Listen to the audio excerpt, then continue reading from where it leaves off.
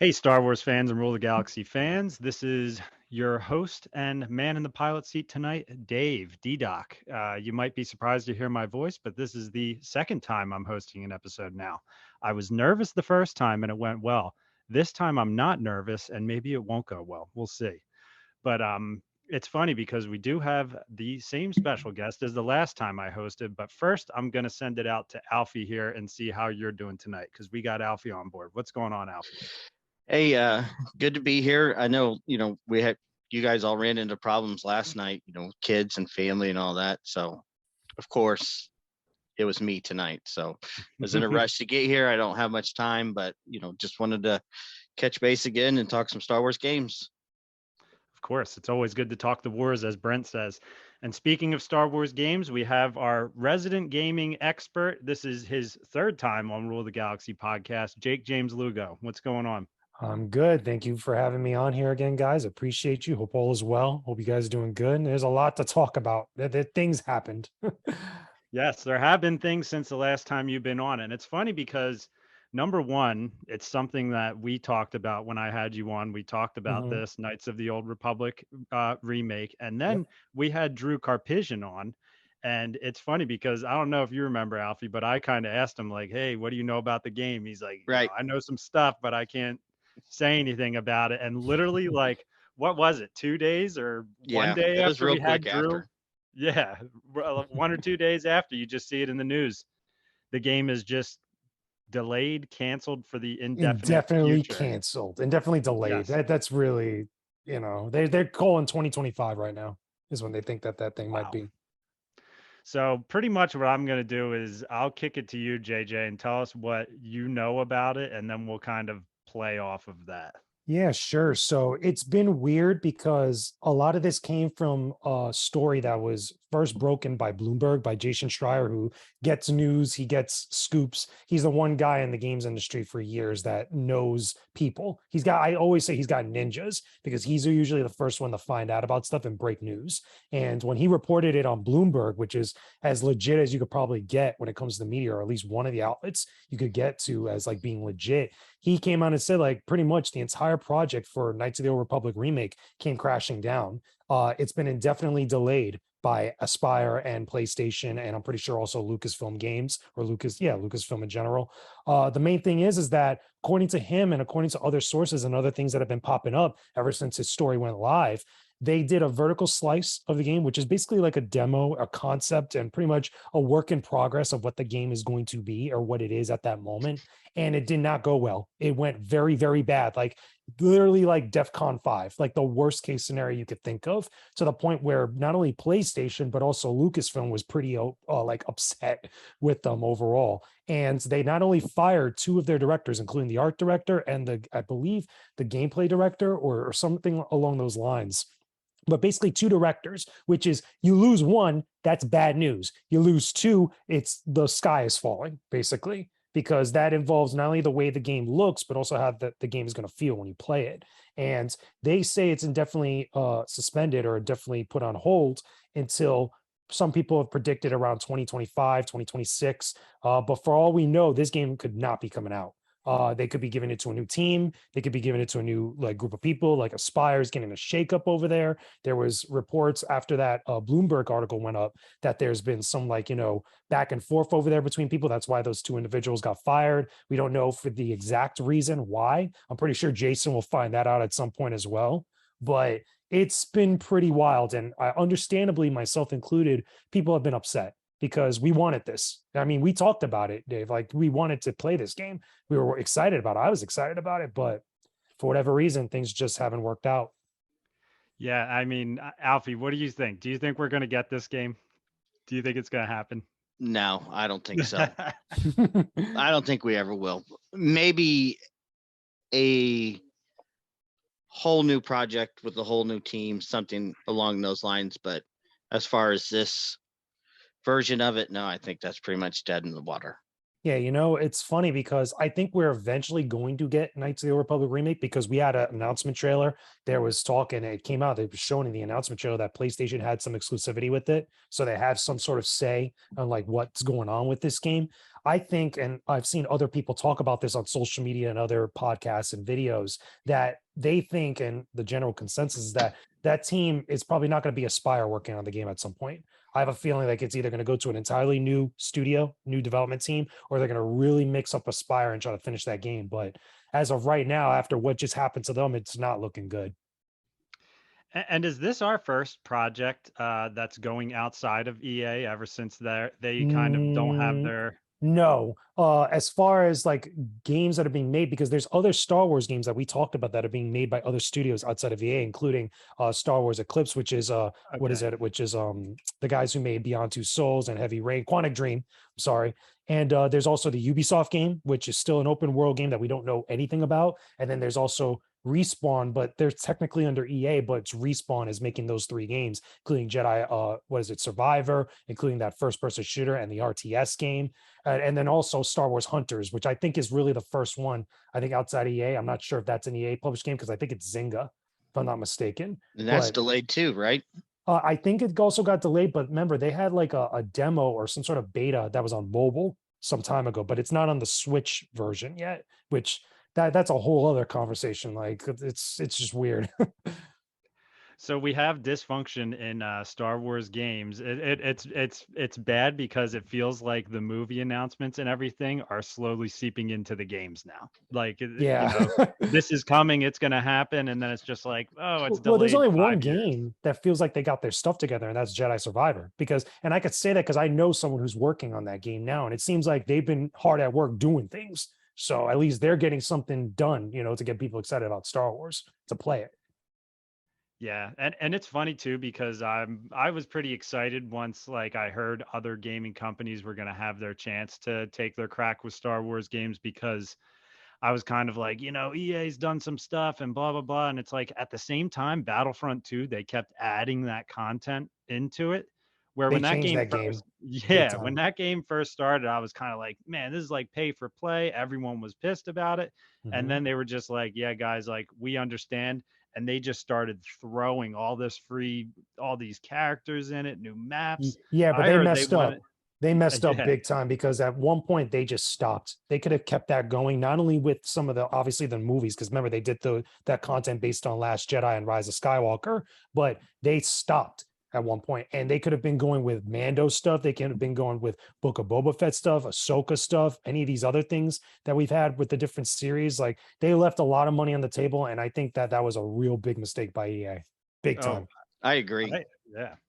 That Go ahead, game, Alfie. from where it started to where it finished, night and day.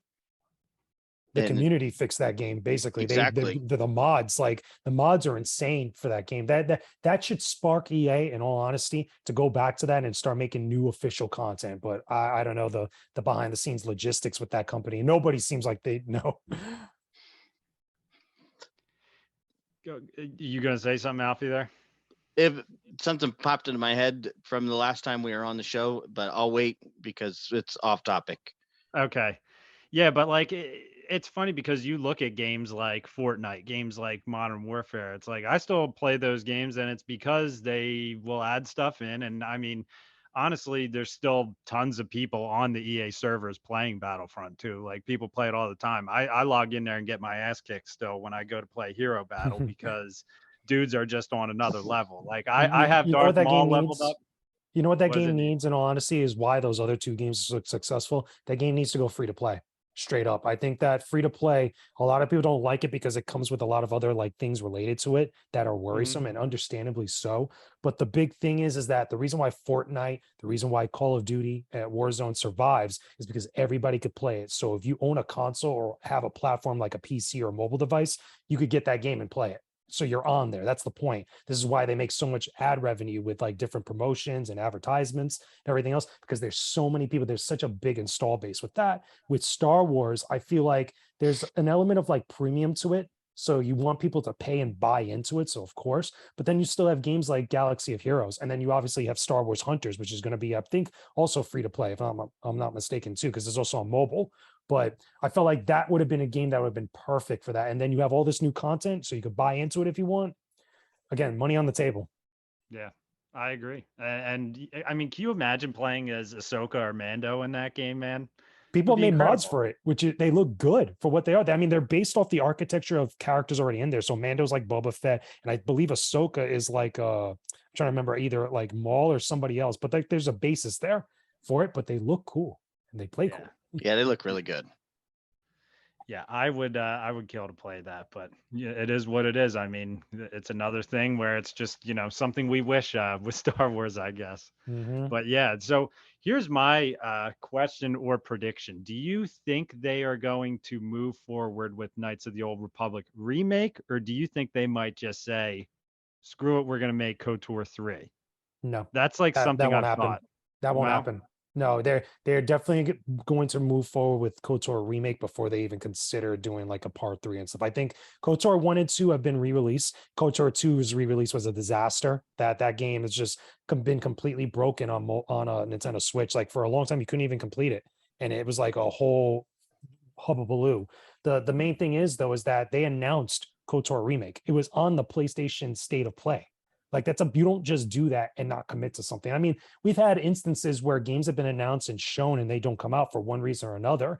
But like, it's not like there was like a whole giant disaster that happened where they just can't work on the game. It wasn't like, the pandemic started or something. Like they fired 2 people that they could definitely replace at some point. So eventually, if they don't go with that team at Aspire, they'll definitely go with another team that could work on it. This is the exact same thing for anybody that doesn't know that happened to Final Fantasy VII Remake, that it was going to be CyberConnect that was going to work on that game. And then eventually at some point, Square Enix was like, nope. And they brought it in-house and gave it to their own team. And that's how we got Final Fantasy VII Remake. Wow. It's crazy. So now also we have D23 coming up. Is D23 something now? I've followed it over the years, but I just don't remember. Is that something where we could get do they talk video games that have to do with Star Wars and Disney No, at that? Or is it just not that I only know of. TV and movies? Not that I know of. D23, from my understanding, from what I've seen the last couple of years that it's been going, or the last couple of times we've seen it going, because it's like a bi-yearly thing, I think, where they talk obviously the Disney movies, and then it would be Star Wars movies in our case. They talk the shows, and in our case, it would be the Disney Plus shows for Star Wars. I don't remember any gaming related news coming out of D23 because remember, around this time frame, obviously E3 would have just been passed. So all the Star Wars games news would have come from E3, from the big 3 publishers there. And then also Comic-Con, and then also New York Comic-Con, which New York Comic-Con, you wouldn't really get a lot of announcements there. You'll get stuff that's shown. And then keep in mind also at the end of this year, the Game Awards. Those, I think, when it comes to games, especially if there's as big as Star Wars, you'll hear about it in those places before you probably hear it at D23. Cool. All right. Any other points on KOTOR before we start heading on to other stuff? Damn shame. Mm. That's the It best really thing. is. Damn Yeah, I shame. mean, we'll see. And it's funny because, as I've said before, I have it on my Xbox. I have the original version. And I was thinking to myself, maybe I'll just wait because I have not played the full game yet. I'm like, maybe I'll just wait for this remake to just do it with that. But you know what? I'm just No going to have to play the excuses. No OG. excuses now. Play it on Switch. The Switch version is pretty good. Switch version for the KOTOR 1, I should say, is pretty good. KOTOR 2, they patched it, but there's still problems with that game. It's a shame. I have Yeah. them both on Xbox and they play pretty well. Yeah. Now, Alfie, does yours on your Xbox screen cut off widescreen? Does it go to like a square screen on your TV? Because mine does. And I Yeah. don't know how to change that. Yeah, mine does. And that bothers me for some reason. It's like I wish it could just still play widescreen. And I mean, I've even gone on my TV settings and tried to mess with it, but it just doesn't look right. I thought that they could have figured out a way to not have it squared up, but it is what it is. So since the last time you were on here, we were talking about your Disney trip. We were hyping it Yes. up. You have a full YouTube vlog for those of you who do Yep. not know. Jakejames Lugo on YouTube. He did a full vlog of his Disney trip, which to me was right up there with the people who basically just do Disney vlogs. This guy does gaming reviews, but he knocked it out on this Thank you. Disney vlog. So why don't you tell us a little bit about your trip? You hit every inch of freaking Oh Galaxy's man. Edge, everything. So So talk about it. yeah, I'll do better than that. I'll talk about it and I'll show you guys some stuff because I actually came back with some treasures. I came back with some stuff. Okay. The big thing obviously is that my Disney trip was about 5 days that I was out there in Orlando. I stood in the Destino Tower at the Coronado Springs. It's like a moderate resort in Disney, but the Destino Tower is like a brand new spot. We were on the 10th floor. It was like amazing. We had a gorgeous view and stuff. The main thing that concerns us on this podcast, however, is Galaxy's Edge. And I had a whole day at Hollywood Studios devoted to Galaxy's Edge. Like it was my mission just to make sure that that was an amazing day because I did everything that you could think of at Galaxy's Edge. And it's in the vlog. I think I told you guys before we start recording, like I have the vlog, which is like a 40-minute vlog of the whole trip, but it has a good chunk devoted to Galaxy's Edge and everything Star Wars that's related there. But I also on my Patreon, I had two separate videos that were exclusive to Patreon showing the entire experience of building my lightsaber, which I'll show you guys in a second, but also the entire experience and the reaction I had to Rise of the Resistance, because that was the first ride I got on when I first got into Galaxy's Edge. And I'm telling you, like, it's funny too, because a lot of people have their opinions about the sequels, which myself included, it is what it is. But when you're there at a theme park and everything is like, you know, themed to Star Wars and you're just getting into the vibe of it, like you just roll with it. And I was having so much fun. It's a shame that they can't go beyond just the sequel era, you know, for Batu and for Galaxy's Edge itself. But you know, they've been doing a couple things here and there to implement like Mandalorian and Book of Boba Fett, because I know that Boba and Fennec Shan are there as characters, I believe, in the California one. And I think at some point they also got, or they're going to get Mando with Baby Grogu at some point as well, which would have been sweet if it was there. I would have gotten footage of it, but they weren't there. Neither one of them. I did get to see Kylo Ren. I got to see Stormtroopers. I got to see Resistance members. I got to see Chewie. I missed R2D2 and BB-8 because they just weren't around, period. Like it just was. Same thing also, they had a meet and greet with Darth Vader that I couldn't get into, which I would have loved to at least be part of it. It was at the launch bay or whatnot, that little kind of like museum thing. I got footage and images of that I shared on like TikTok, Instagram, and Twitter, where I was showing all the classic Ralph McQuarrie artwork, all the different theatrical posters, the models that they had there, which was awesome. But anyway, getting into myself, that's not in Galaxy's Edge. Galaxy's Edge stuff, I got a ton of things. And well, damn, where do I start for? You know what? I'm gonna just get the lights. It's like, yeah, go for the lightsaber right off the bat. Literally the big one for me here. This is you guys can't see it on the audio podcast, but for video, I have my custom lightsaber built at what is it? Not Duck Under, it's a Savvy's Workshop that you get there. The lightsabers have weight to them. Like they feel like they got actual like metal weight. Like there's parts they're of these heavy. things. They're a little bit heavier than like something like you would get at like a TXQ saber. I'm probably pretty sure like, you know, Vader's Volt or something. These feel like they got weight to these. Turning on looks awesome. Sounds great. I don't know if you can hear it on the mic, but it sounds and feels really cool to swing around. The thing is, building this was like a really personable experience. Like it was so awesome. And again, you can see it in the video that I had there, like everything about it, from choosing my Kyber crystal, like getting the parts themselves. I even got a little badge that I have on the corner here that shows like what type of lightsaber build you had. So you wear it when you go inside and they know which parts to bring to you so you could choose. It's like every single build that you could choose from has two options of like different parts of the lightsaber. So including the emitter, the handle, the actual switch to it, like all this different stuff. On top of that, I was able to get some stuff at Doc Ondar's, which I was able to get like the clip. So I was walking around with my lightsaber clip and the handle and the actual thing. So I felt awesome.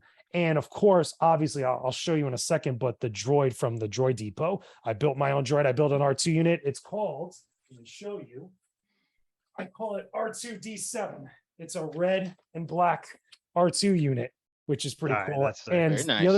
the other thing I got with it, which I think I'm pretty sure I could show on the camera if I could open it up. I got the personality chip. It's a little hard to, whoops, wrong side. It's a little hard to see on the camera. And again, the audio, you can't really see it, but I got the personality chip, which is like excited and happy. And it changes the voice of the droid. So by default, without that, it sounds like R2D2. But if you put a different personality chip, I think there's one out of like 7, I think, of different personality chips you could have. And they each have different like sounds and different like behaviors or whatever. But you control it like an RC car, like the little emitter that you can see right there. That's a little controller for it. So you could have it spin its head, you could move it back and forth, make it talk. It has a button that if you get extra accessories, you could connect to it that actually does different things. So it puts out like the little like shocker little thing that R2 has and other stuff. I think they even have like a jetpack little connector to it that just like makes sounds or something. It's pretty cool. Out of the two of them, I will say that the lightsaber building is the much better experience. I find that the droid experience was a little bit more rushed and chaotic because there's so many people there. Like it's like a bustling spot in the droid depot. The lightsaber experience, you get your money's worth for the experience itself besides the lightsaber, because right now, like both of these experiences, they're pricey. You know, you're spending a lot of money as it is at a Disney for what it is, but you're going to end up paying a lot in the different spots in Galaxy's Edge. I also went to the cantina. I had to go to the cantina. I got my reservation and I got my yub nub. I mean, again, you can't see it on the audio, but I got an actual cup that has the Battle of Endor inscribed on it for my yub nub. So you can see like little Ewoks, little Death Star. You can even see an ATST, I think at one point, like there it is, like that. It was pretty cool. The yub nub was like a fruity drink. The whole cantina was a vibe. It was so much fun. After I did the lightsaber and the droid building, I was able to bring it with me into the cantina. So I had my little spot at the bar that they give to you. And I was just having my drink, having my snacks, and I was like having so much fun. The droid DJ was there, was playing all these hits. There was lights. Everybody was just vibing. It was so much fun in general. And of course, I had to go to the other rides besides Rise of the Resistance, which was the first ride I did. The first time I got to ride the Millennium Falcon on the Smuggler's Run, I got to ride it alone. I was in the pilot seat of the Millennium Falcon alone early in the morning. And it was euphoric because again, it's the Millennium Falcon, but like the fact you're riding and there's nobody to distract you, nobody to mess you up on your team. It was amazing. It was so good. And then later on in the day, I went like 2 or 3 more times and I had a full group and I had varying experiences, for lack of a better phrase. There were some really good ones. There's some really bad ones. Like, I don't understand how the freaking, the dude's telling you to go up and you go down. Like that's the type of experience I was having with some of these teammates. But the point is, it was a lot of fun. Seeing the Falcon for the first time in Galaxy's Edge was awesome. I got a lot of pictures. I got a lot of TikTok videos I did, especially after I built the lightsaber, after I built the droid. Seeing all the other like little knickknacks, the shops there, stuff you could buy. I came that close to buying an actual Jedi robes, but they were like stupid expensive, you know, compared to like what I was buying there. You can get something better on Amazon, more than likely, even though it probably won't be official, like from Galaxy's Edge. But the food.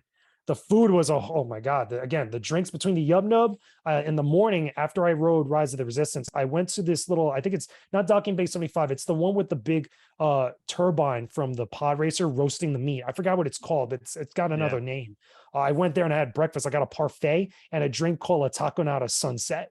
That was just like really nice. They sell alcoholic drinks in the morning, but they also got like breakfast stuff there for you to have.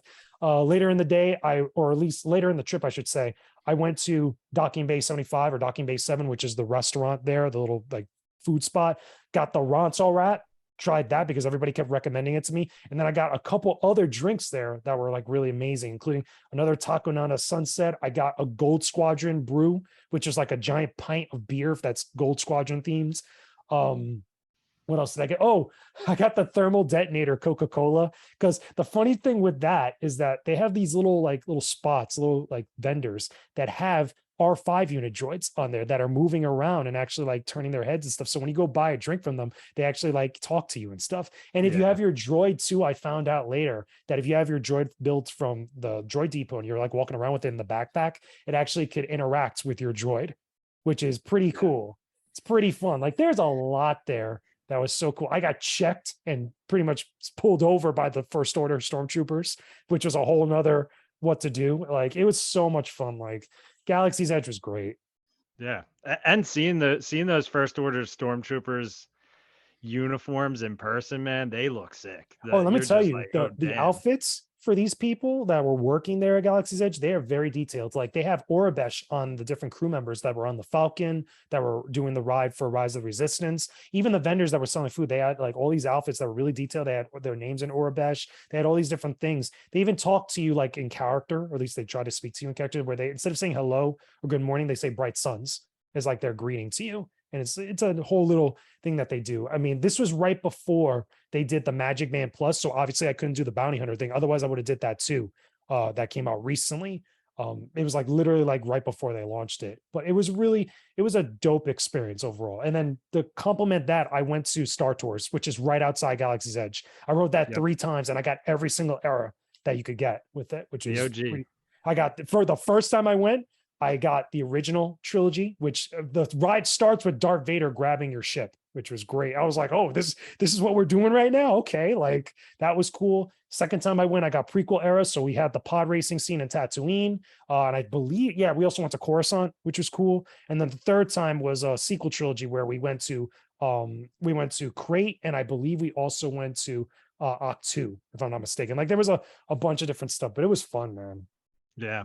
And see, what's funny, I'm gonna say this, and then I'll move on to Alfie's experience too. Is it's like I feel like the mistake I made was I was like, I want to go into it blind. I don't want to. I was like, I just want to be surprised by everything. I want to be lost in the world. I want to discover stuff. And because of that, there is a lot that I did not do. I didn't even Yeah. I didn't even get any drinks there. I mean, if I could have had a Oh beer or man. something while I was there, like I dropped the ball Yo, on you could that. walk everywhere with your beer. That's the I other thing too. know. Like you could literally just chill. Like Yeah. they are very nice there, and they are very convenient and complimentary to all the people that go there. Even if like again in the cantina, I had my lightsaber. I had the big box that you get with the droid. I don't know if you could see it like on my camera, but that's the box you get with the droid. I was Okay. carrying that thing around with me instead of because the backpack they give you is about like $60. You have to buy it there. So I was like, no, I'll just keep the cardboard box for my droid and just like walk with that. They were fine. Yeah. I was putting it on the bar table. It was great. Yeah. And Alfie, did you build a lightsaber when you were there? Yes, we did. Yeah, we did the Okay. second day we went. So were you able to hit like all this stuff that JJ is talking about here? Because it's like I pretty much was able to hit the rides. I walked around. I did not hit any restaurants. I had blue milk and green milk. Oh yeah, I that's did the other not thing get to too. the I did that too. I cantina. forgot about that. Yeah. Yeah. When we went, I think our Disney trip was 7 days, and we went to Hollywood Studios like the second day we were there, all of us together. And it was shoulder to shoulder busy, crazy hot. I mean, you could literally see the heat coming off of people. It was so hot. Yeah. We did as much as we could. We rode the Falcon. Rises Resistance, we didn't. You couldn't even get in line for that. We went to the cantina. We got to walk around and see everything, but it was just so crowded. Now the second day, just Enzo and I went and we built a lightsaber, and it was night and day compared to the first day we were there. There's hardly anyone there. Everyone was wearing sweatshirts. It was chilly, windy, completely different weather. And yeah, we ate at the restaurants. We, had the milk. I think the first day we went, we ended our day going to the cantina, and it was completely packed. There was 6 of us, and Azalea was a year old, so I was holding her, and we had to stand at the bar. There weren't any seats, but we were right where they make the drinks, and the bartenders could tell, like, hey, these guys are wore out. They've had a rough day, and they interacted with the kids the whole time. Kept making them different stuff to try, just having a ball. So it was a really fun experience, and probably the highest bar tab I've ever had in my life. Yeah, you gotta go big at the bar there. Like, Yeah. because after I got my drink, I got snack stuff, and like I was so tempted. The only thing I did not get when my whole trip was the blue milk inside the cantina, because it's actually different than the one outside. Yeah, there. and They it came actually with serve it different. cookies. They have 'Cause the my cookie, son and I got think they that also one. have alcohol in it, from what I was told.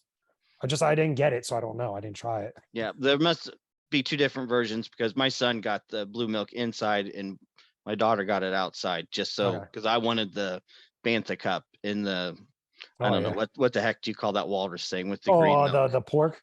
Yeah, The pork cup. You gotta get the pork cup. You didn't get the rancor teeth. I thought about it. they did not I have was that like, yet. this. I will admit that I did drink all 5 beers while I was there, but they did not Yeah. have the rancor teeth. Nice. I would have gotten it. Honestly, I would have gotten it if I didn't think that this one for the Yub Nub was better looking, because the rancor teeth just look like teeth to me. This Yeah. one looked like it's like a little bit more elaborate, and plus it was a fruity drink, so I was like, okay, cool. I I want to say got that that. one in the poured cup, so Yeah. you can I want imagine to say Ryan my McGee was tab. drinking. Yeah, you were probably loaded up there. I think Ryan McGee was drinking out of that exact cup that JJ's holding Here's last what week they when we do. were on the Funny enough, podcast. right? When you're there, they give you one that they clean and stuff that you could drink from. And then when you leave, like when you're going to get this after you pay for this, they give you one in a box that hasn't been used and stuff, which I appreciate. I actually appreciate that a lot because it's like you don't have to clean it. It's brand new. Nobody's touched it. You're good to go. I actually like the little details like that. That's the one thing I will say about Disney in general, and especially about Galaxy's Edge. The little details matter to them. Yeah, I agree. I agree. And that's what actually we booked a cruise on their new cruise ship, the Oh, the Wish. Wish. Yeah, that Yeah. has the new Star Wars bar in it. So if I save a little, the cruise is like 430 something days away. If I save a little bit over $100 every single day for the next year and a half, I can buy that drink for Oh, go $5,000. do it. Yeah. If you don't do that, though, in your defense, if you don't get the Kyber crystal, which you should, because it also comes with the trip to the Skywalker Ranch, I think, or the vineyard. But if you don't do that, at least get the Chancellor drink or the Senate Oh yeah. drink. Yeah, get that. Because I would be that guy just saying, like, I am the Senate all day drinking that Yeah. when I'm there. Yeah, and if anyone's interested, we'll be going on a cruise, the Maritime cruise. I forget what time it is, but I'll tell you what, for that cruise, for it being a new cruise ship, I'd never been on a cruise in my life. Oh, So you're gonna have I'm a fun. little like nervous about it, kind of, because I've never been on a boat going out to the ocean and all You're gonna that have a fun stuff. ball. They're You are great. gonna have a Yeah, ball. yeah, it looks awesome. I gotta say, because that Marvel experience they have looks. Oh, yeah. Everybody has said they're just like I'm not. The reviews I've watched, people are like, I'm not even going to tell you what goes down in there because you just should experience it. They're just like, what Don't look on happens in that YouTube, whatever you restaurant? do. it's all Yeah, it's all out there, but still, like you're gonna have so much fun. yeah. So yeah, I mean, it sounds like you had a blast in Disney. I did too. My Galaxy's Edge experience. I had the same experience with the employees there. I thought to myself, I'm like, what if an employee's like having a bad day or whatever, and maybe everybody was Ooh, in character. They were cool. They were, they I got a funny story with especially. that, Yeah, honestly. go ahead. Okay, so there was only one person that I ran to that was like, I don't even think they were being rude or anything. They were just literally having a bad day as an employee, like having a rough one, clearly a rough one. And I think it was because the people that they were trying to serve or help were like being mean to them straight up. It was actually a bus driver when I was coming back, I believe from I was either coming back from Hollywood Studios or Magic Kingdom, and I saw this woman that she was pulling up, to where they have the Disney buses that take you to your resort. So if you're staying on Disney property, you don't even need to bring your car anywhere. Like you just take all the buses everywhere you need to go. They're super fast, they're convenient, they're nice, they're chill. They got AC in them, which is even better.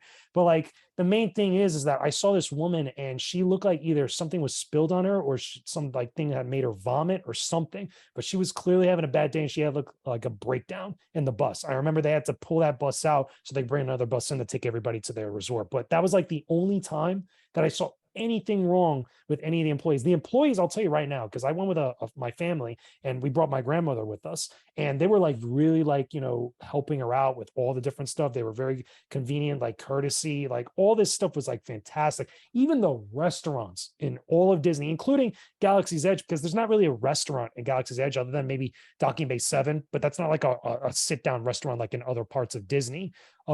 They were just really like they just cater to you. They just literally cater to you. If you order stuff there, if you buy stuff there, they take real good care of you. Yeah, I agree. That's the same experience I had when I was there. So Even the people when um you buy stuff at Doc Ondos, I forgot to mention because I bought another Kyber crystal. I think I can show you. I bought a purple Kyber crystal when I was there. I got the one there, and I also bought. I don't know if you guys can see here the Jedi holocron that I got because they only had Jedi holocrons there at the time, so I couldn't get a Sith holocron as well because I was going to buy both.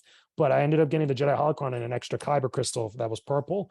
And when you buy stuff there, or if you're like looking for super like specific things, they are just very convenient. Like they help you out like this, and you can find whatever you need, and they give you all their bags real nicely and stuff. Even when they're things that are like chaotic, when there's a lot of people there, they just keep their cool. Like they're so good about everything.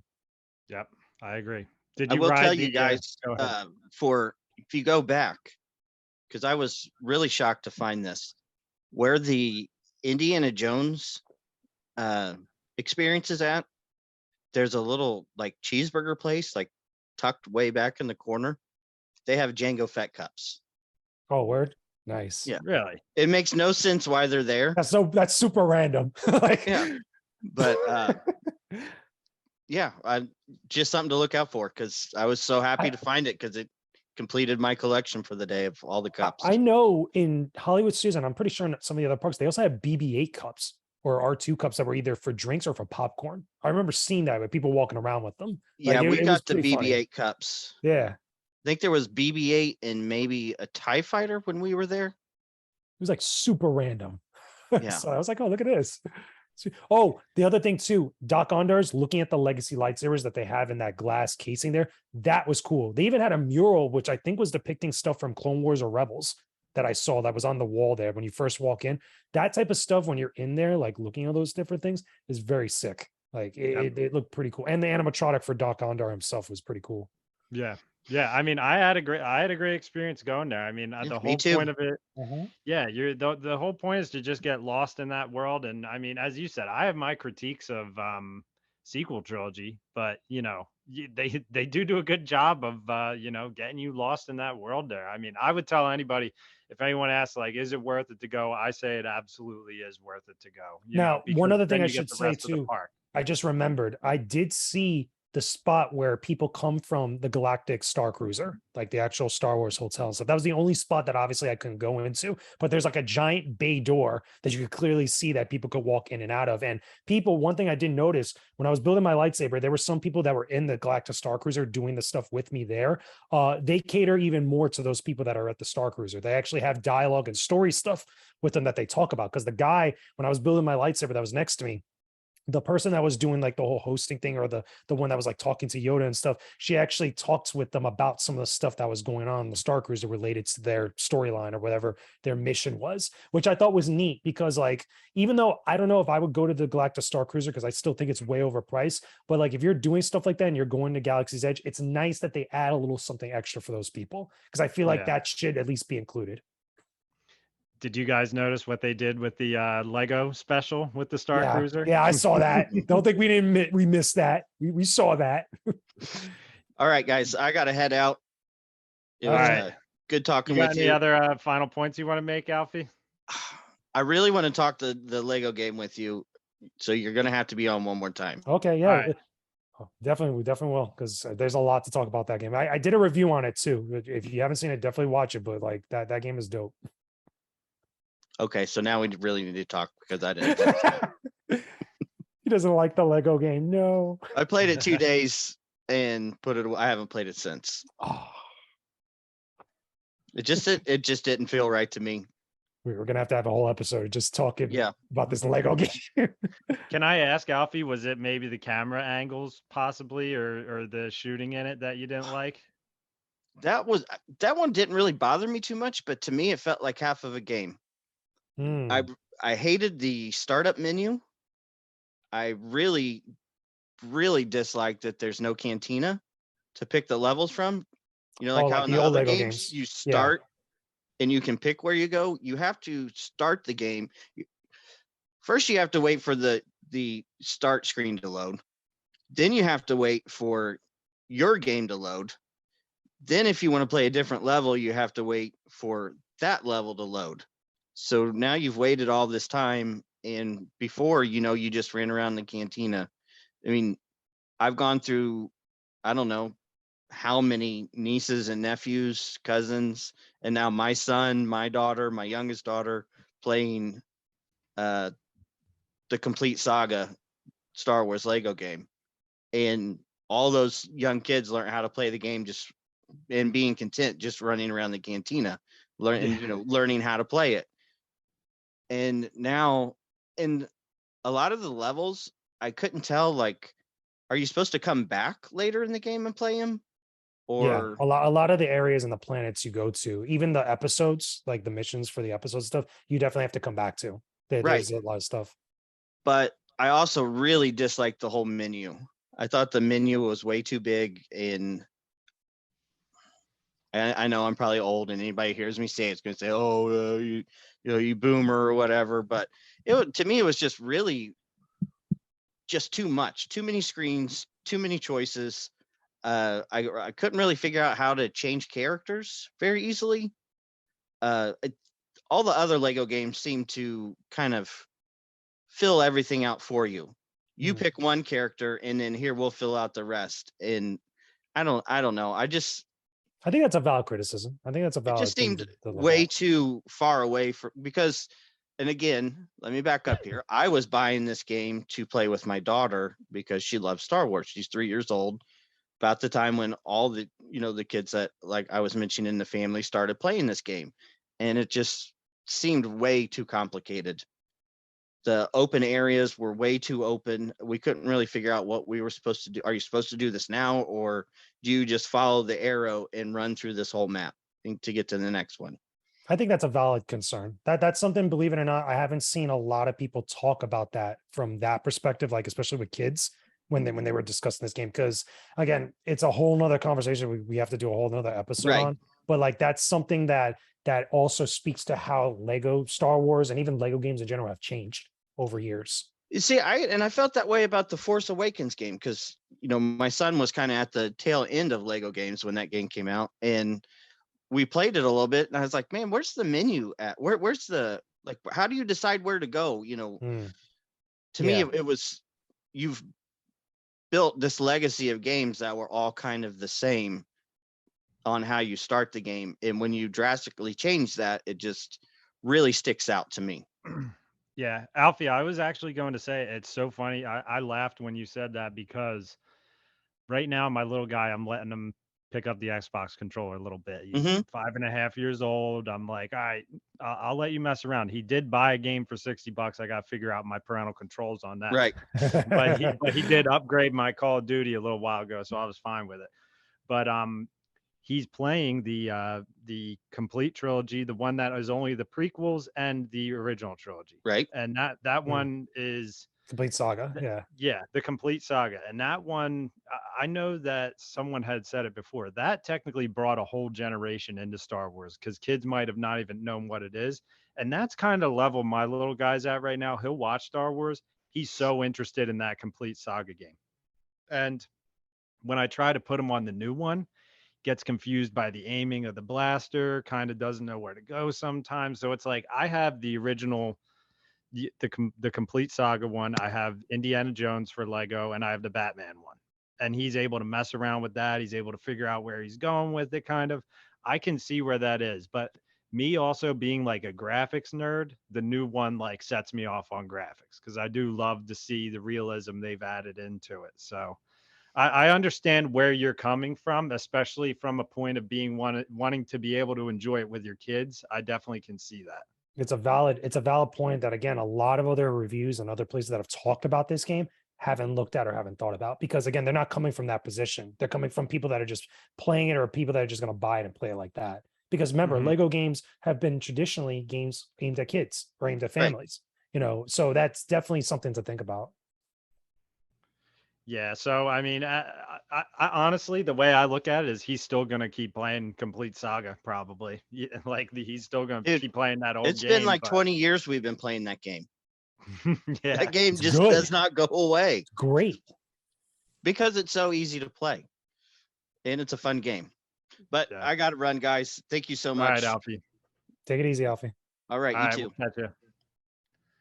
All right, so we hit our Disney topics. We hit KOTOR, and another thing I wanted to ask you about Disney is, did you ride the cable car, that new cable car they have running through? Oh, the one with Snow White and the Seven Dwarfs? Well, no, they have that transport. The monorail? No, because the monorail only goes to specific places. Like out of the Disney transportation that I did, was the buses was the most, because that's literally you get everywhere with that, and it's so convenient, so easy to do that. Now, I agree. The monorail and the Skyline, I didn't do that because the Skyline, again, because they only go to specific spots. I don't think they even went to the Coronado Springs, to be honest with you. Yeah. I think the Skyline goes from the new Epcot one, and something else. The Riviera. Yeah. The Riviera Resort that they just built. So that's like the attraction to that Riviera Resort is it's like, hey, we got the Skyline right outside.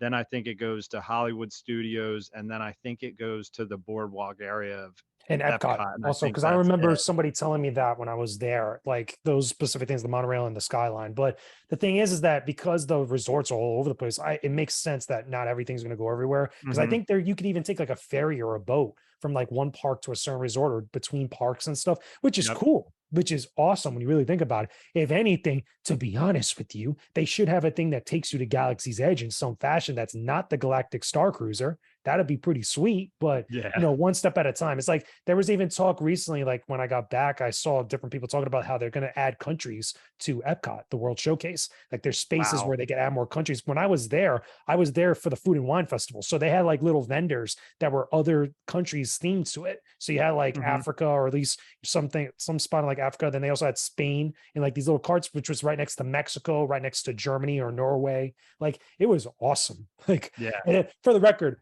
dark horse out of the entire trip that surprised the heck out of me, the Guardians of the Galaxy ride. I did not expect that ride to be so good because one, I was a little annoyed at first because I had to pay for the lightning lane to get on it. You can't get on it like a normal ride. You actually have to buy that lightning lane or get to Yep. that actual virtual queue, which is that doesn't work straight up. The virtual queue does not work, but the lightning lane worked. And when I got onto it, it was so much fun. Like it caught me by surprise. They were playing Gloria Stefan music in the ride. I was like, it comes out of nowhere. And I was like, this is amazing. Like I'm in this dark ride going crazy, watching a Marvel MCU canon thing happening in front of me. And they got Gloria Stefan music. It's like, okay, I'm in. That's I was there only a couple months before you, and they actually had the walls around it still. They had No, the they were ship. building it. Yeah, they had the ship built out front, and that was all done. And I could That's a see cool that. And ship. I'm like, The Nova ship, that looked oh yeah. awesome. I'm like, this thing is definitely going to be opening soon. I didn't look it up, but Mm. yeah, I mean, you got that thing fresh out of the wrapping paper, man. Yeah, That thing is brand literally. new. I just don't like how you can't get on it like a normal ride because all the other rides in Epcot and every other Disney park are not like that, which is weird to me. Because maybe because it's brand new, I get it, and they want people to use the app. But even so, like the virtual queue to me does not work on any of the stuff. I got Genie Plus for Galaxy's Edge, did not Same. use it at all. Did not need it like at all whatsoever. I was going on single ride visit lines for the different rides for Smuggler's Run and for Rise of the Resistance and all the other stuff in the other parks. I never needed it. Like Yep. again, it could be because I got there early in the day because I was line breaking on every single park every single day. I was like there like 6:30, 7 a.m. almost. Like Yeah. because the buses from the resort, they take you there mad early. So you're like one of the first people there. And Hmm. for specifically Galaxy's Edge, I got that Genie Plus thinking I was going to need it, and I did not need it. Yeah. Yeah, and that's what we had it for that, and I used it for the Falcon, which I ran up the line on that, which I almost wished I waited in line because I didn't have time to like take in the scenery of the Oh, I Falcon. got I to was see just like, freaking what's his name? Hondo. I saw the first time I went on it, I didn't see Hondo on my line. And then the second time I went on it, they actually took us through the area where you see Hondo talking. He's like moving around and stuff. Looked cool. But it was just weird. Like it's sometimes you don't get that, sometimes you do. It was just really awkward. yeah, I agree. But I agree with what you said. You stay at a Disney resort, you hit those buses. I stayed at the French Quarter area, Riverside. And Nice. like you said, I was able to take the boat to Disney Springs.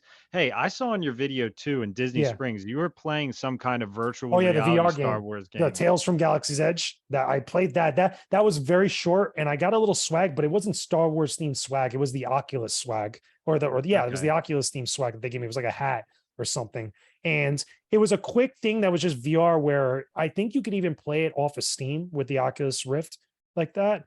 But it was fine. It was just there. I figured like, oh, it's Star Wars. Let me just go see what it's like. It was like not even like 10 minutes that I was on that. Very short. Yeah.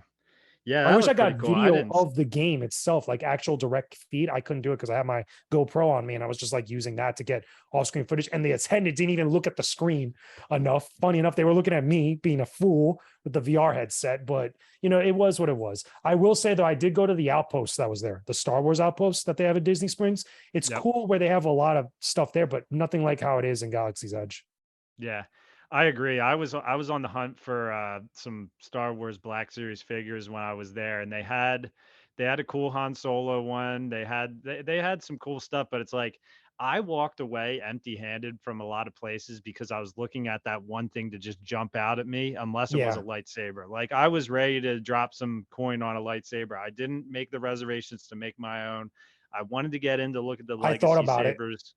I really did Yeah, think about it. I thought because once I did, because I knew I was going to build a lightsaber, because I was like, I have to do this. Like it's just without question, I got to do this. But I did think about getting one of the legacy lightsabers there, because the one thing they don't give you with the building the lightsaber is the box case. That only comes for the legacy lightsabers. You do get yeah, like an actual like thing where it's like a little bag that you could carry your blade inside of it, or you could put the handle in with it. But I use it to carry the blade, and it's just got like a little was it Savvy's Workshop little emblem on it. It's like a black like velvet case or whatever. yeah. But I wanted to get the box. 'Cause I think the boxes look dope, but you have to get those legacy lightsabers. I saw a guy that bought the Cal Kestis lightsaber. He bought two of them to put together like that. And he had two boxes, and that thing is huge in person. Like I was surprised that the lightsaber I got with how big it was, but then when you put two of them together like that, it's like a giant, like, Killick stick from Soul Calibur. It was huge, man. Yeah, that's what I'm used to seeing. Darth Maul old school, double lightsaber from when Yeah, we that's were kids, skinny. where it just had the little lights in it. You know what I mean? Yeah. But now when you see these FX lightsabers that are realistic and someone lights up a double lightsaber, you're just like, oh my God, that thing is huge. Well, Yeah, it's in their defense, like they have a lot of electronics in it, but in counter argument to that, Vader's Volt or Korbanth could do one with just as much, if not better stuff, and look more screen accurate than any of these. Like these things look like they got a little bit chunky, like they ate too Mhm. much almost. But like I give them credit because it is a dope souvenir to get from your Disney trip. If you're gonna get something like that and you're a Star Wars fan, it's nothing better than that, to be honest. I agree. I agree. So I have one topic off of Star Wars. Technically, this is Okay. actually a Marvel, and this is something that I just thought of before Mhm. the episode. So last night, actually, the other weekend, Iron Man 1 was on, and me and Yeah. my wife happened to watch it. Hadn't watched it in a long time. So this has sparked a Marvel rewatch in the house. So we actually watched Captain America and Winter Soldier last night, That's which my is, favorite MCU movie, hands down. yeah, which I watched that and I was just like, holy crap, I forgot how good these movies were. Like not that I forgot. I watched all of them. I watched all of them probably at least twice. But I'm like, it made me really think of where we're at right now with Marvel Mhm. compared to then. And I'm just like, I feel like they need to really try to recapture some of this greatness because honestly, like I like Captain America. Joe on our podcast is a huge Captain Yeah, I America love guy. Cap. Cap is Yeah. awesome. Yeah, and I like Cap. Cap I is mean, you not could my tell. I mean, favorite. like I got a Yeah, you shield got for anybody that can't see the audio version. I got the Winter Soldier shield that Cap has in the yeah. background. Yeah, but I mean, I love it's been a while since I seen old school Cap tossing the shield, just going crazy in that movie. I Yeah, that mean, movie he is still badass slaps. and yeah, Chris it's Evans looks amazing. awesome in there.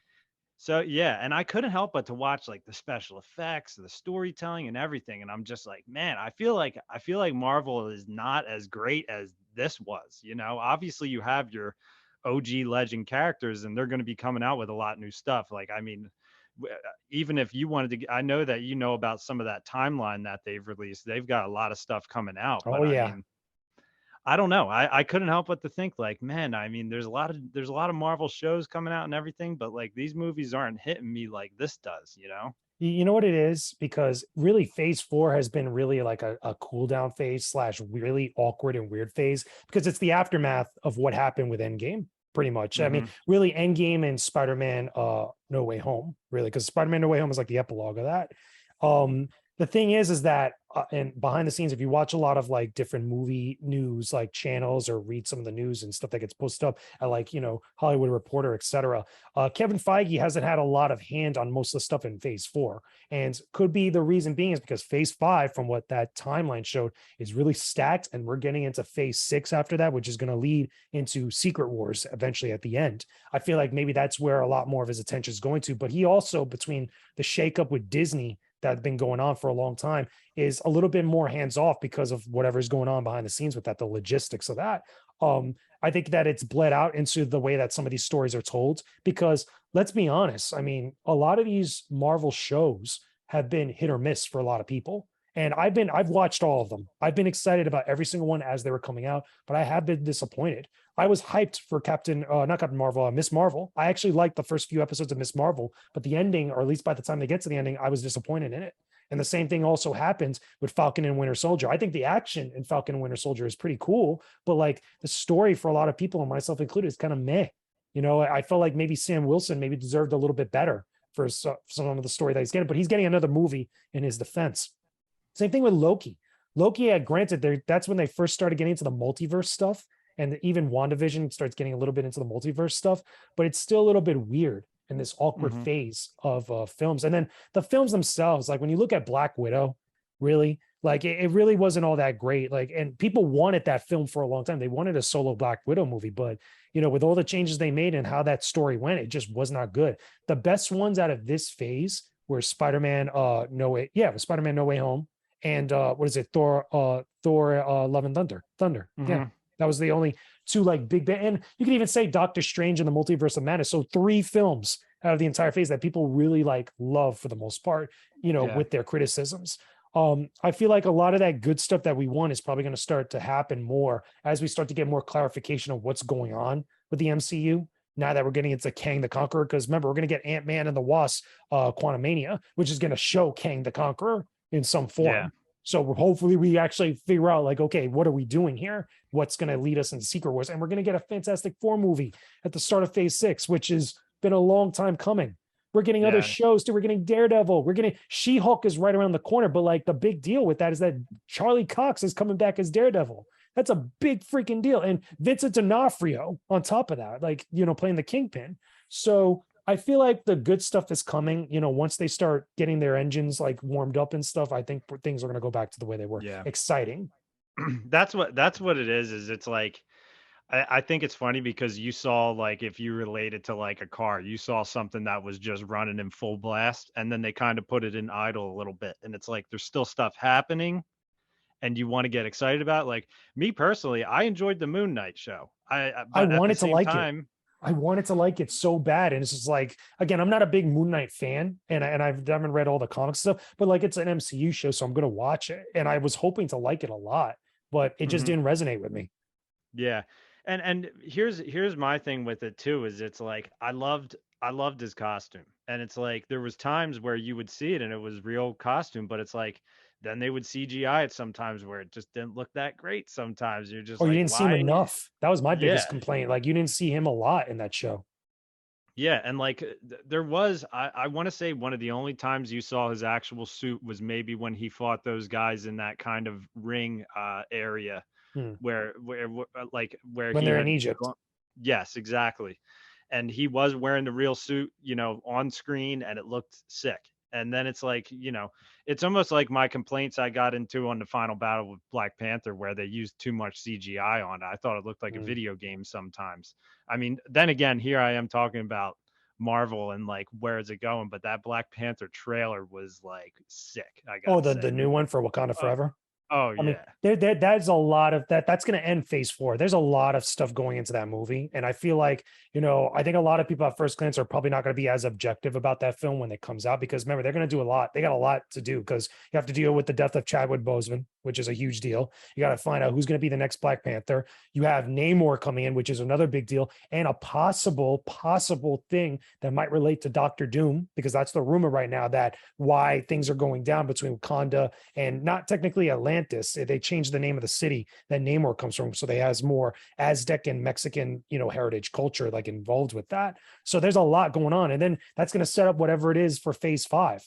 There's so much to deal with at that point, but I think just give it a little bit of time, and I think that we'll get back to that point where it's exciting to be around a Marvel movie.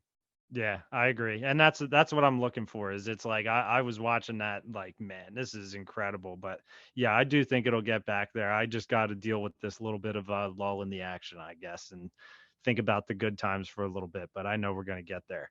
I agree. So as we're on the topic of trailers too, what did you think about the Andor trailer? Andor's looking good. Now, don't get me wrong. Let's be real here, because we talked about Kenobi. We know how we are in this state of like weirdness for Star Wars fans, for all the content we've been getting. Okay. So there is a little bit of that caution or like suspect that's there for me. But Andor is looking really good. Andor is looking really nice, and I definitely want to see. We're getting 3 episodes for that premiere. And some people I know that are going to be watching 4 episodes of that show for media, for the press viewings and stuff. So before it comes out, they get at least an episode over on us. But from what I've seen, the setup for Andor, they're taking place in yearly intervals or a couple year intervals between like a certain amount of episodes, which is nice. That leads right up to the beginning of Rogue One, which is cool. You're going to see other characters like Mon Mothma. We've seen Saw Gerrera in there. We're seeing a whole bunch of stuff like setting up the rebellion and like the kind of like, underground nature of what will eventually become the rebellion against the Empire. The reason why the Empire and the rebellion are going to come to blows eventually, by the time Rogue One and A New Hope happens. That stuff is really cool. This is the same type of excitement, if you remember, we had about Kenobi. Okay, so hence why I'm suspect of all this. So I'm really hoping they could stick the landing with the show, because then after this, if this one is bad, if this one is terrible, then all that we have left is Mando and Ahsoka. And if those two messed up, we're done. We're finished. Yeah. I have all the faith in the world in Mando. I really do. I just think that Filoni and Favreau just know what they're doing with that show. Yeah.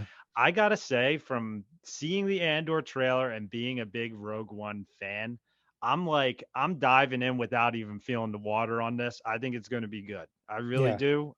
It looks good. Yeah, exactly. And it's like, this goes on to some of the complaints I had with Kenobi, which I know people have heard it, but like, this show was actually filmed outdoors, old school, no volume. They did old school sets. Yeah, they didn't use the stage that I know that came out. Like, at least I think they probably use it very little, if not at all, from my understanding. From what I've read, they didn't use it at all. They didn't use that studio. Yeah. I was reading some articles about them saying what it was like to go to some of the locations they filmed at. They were climbing up mountains, and that's real old school. Exactly. That type of scenery that you get from Lord of the Rings, basically. That's one of the things to me that makes Lord of the Rings one of my favorite movies of all time, is just the scale in that film. Yeah. The scale in those films is really because they're in open areas, and obviously there is CG elements to it that they inject in there, but the idea like they're walking in real locations that are just these grand scopes. And for Star Wars, going to different planets and stuff, I mean, obviously it's going to work out in our favor. I think it's going to be cool. I think it's going to be great. We're going to see hopefully some planets like Coruscant again, and in like a different perspective or different lens, because this is the time where we're starting to see like the Imperial Senate before it's disbanded, before the Emperor like totally gets rid of it. So we get to see maybe the little bit of political intrigue there with Mon Mothma, because she's even in the trailer saying like, hopefully they don't notice what I'm doing. Like, when I'm talking to all these people, and like they might have their opinions about me, but like we're doing stuff over here. So pretty cool. Yeah, I'm definitely excited for it. So we'll see. We will see where it goes. But another thing, and Joe had actually brought this up to me, that he had said Dave Filoni has watched a finished episode of Ahsoka, and he said Rosario Dawson talked about it at C2E2. Yeah, and he said it feels like a religious experience seeing it. So you want to know why? 2 reasons. Number 1, it's his character. That's his baby, Ahsoka, for the most part.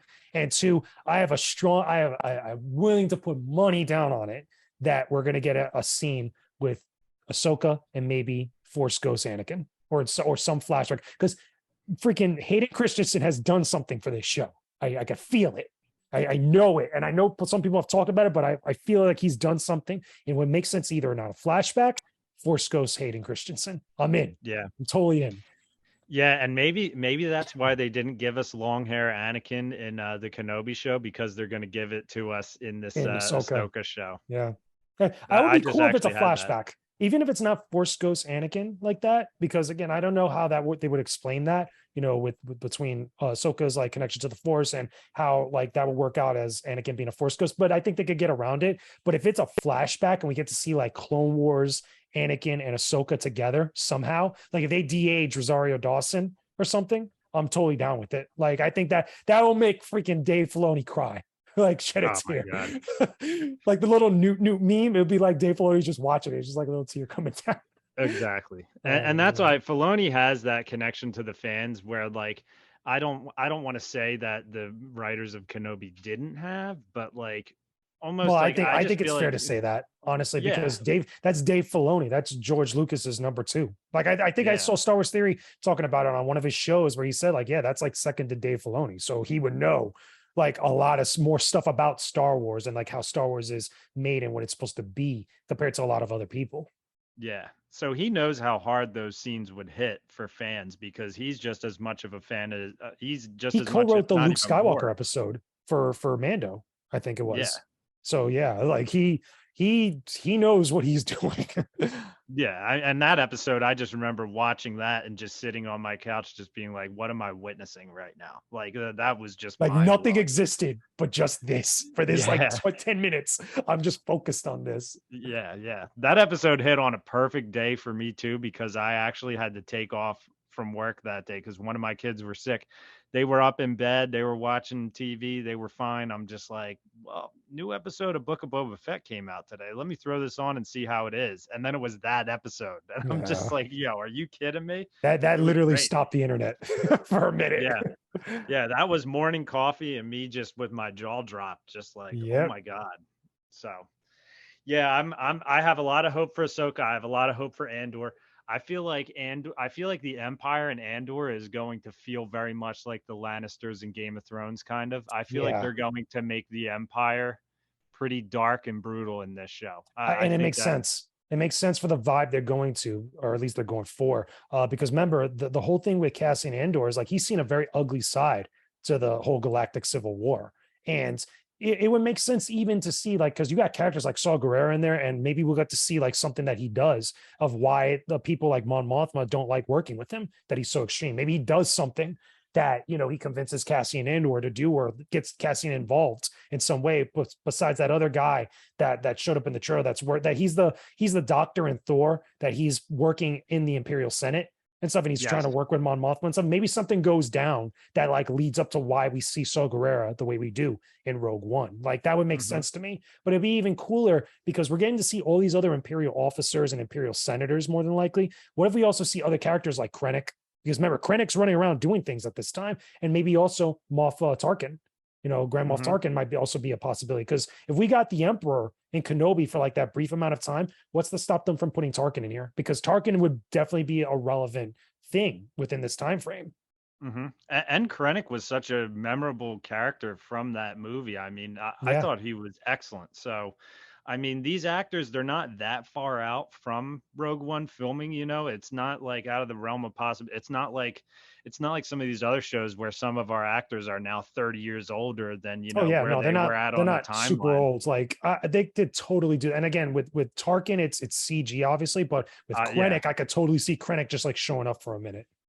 Yeah, exactly. And I mean, we'll see. They got a lot of episodes and a couple seasons lined up for it. So, I mean, I don't, I guess Jyn Erso, I don't know if it's a possibility if they could I don't maybe think so. show. You want to know why? Because Andor doesn't meet Jin until Rogue One, and Jin, I think, at some point during this time frame, because remember, there's a number of years that are going to pass through in Andor. I think at some point in here, Jin is in prison, or she's like in some Yeah. other place, and she's doing other stuff before all this.